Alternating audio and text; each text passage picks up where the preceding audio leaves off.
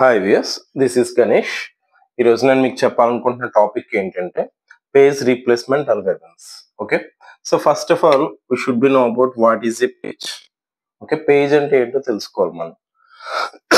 Page అంటే ఏంటంటే logical address which is generated by the CPU. Logical address which is generated by the CPU that can be divided to the equal parts. Okay, which is generated by CPU that can be referred as a page. అంటే ఏంటంటే page గురించి చెప్పాలంటే ఇంకోటి కూడా చెప్పొచ్చు. So అదేంటంటే non contiguous memory location. Non contiguous memory location. So I think the name is implies. Okay, so non contiguous memory allocation అంటే ఏంటంటే సో నాన్ కంటిన్యూస్గా ఉంటుంది. ఫర్ ఎగ్జాంపుల్ ఒక ప్రాసెస్ తీసుకున్నాం. ఈ ప్రాసెస్ని మనం 4 పేజెస్ కింద డివైడ్ చేసాం. For example P1, P2, P3, P4. Okay, so for example ఇది ప్రాసెస్ 1, ఇది ప్రాసెస్ 2 అనుకున్నాం. ఓకే, ఇది కూడా 3 పేజెస్ కింద డివైడ్ అయింది అనుకున్నాం. Okay, page 1, page 2, page 3. Now in the memory these pages of the process need not necessarily allocated in the continuous way. ఇవన్నీ కూడా కంటిన్యూస్ గా లోడ్ అవ్వాల్సిన నెసెసిటీ లేదు. ఫర్ ఎగ్జాంపుల్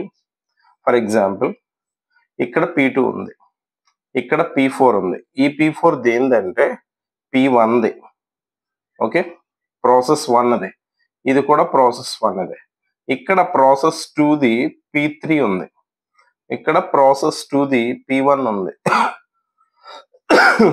ఇక్కడ ప్రాసెస్ 1ది ఫర్ ఎగ్జాంపుల్ P3 ఉంది.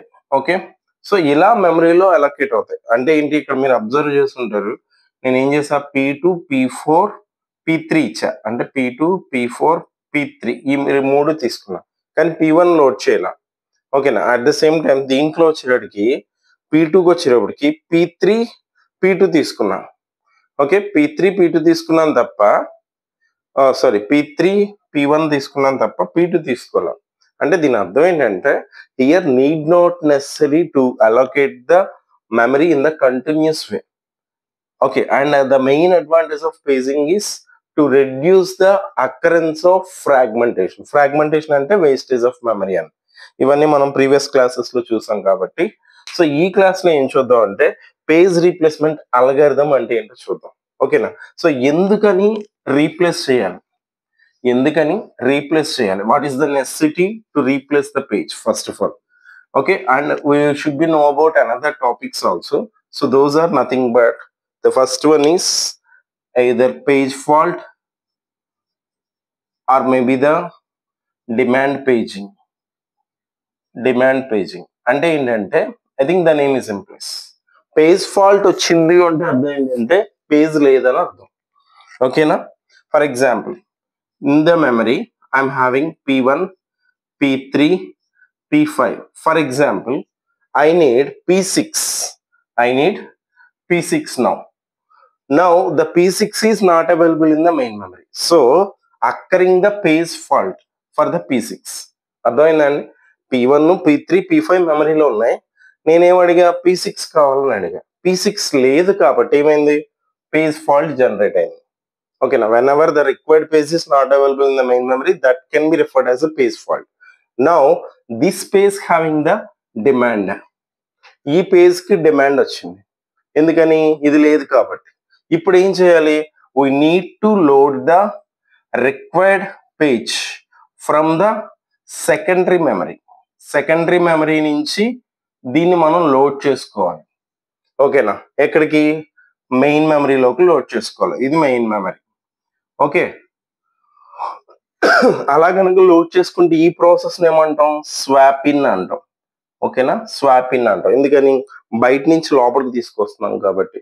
ఓకేనా, అయితే ఇక్కడ ప్రాబ్లం ఏంటంటే here the memory capacity is only 3 now, P1, P3, P5.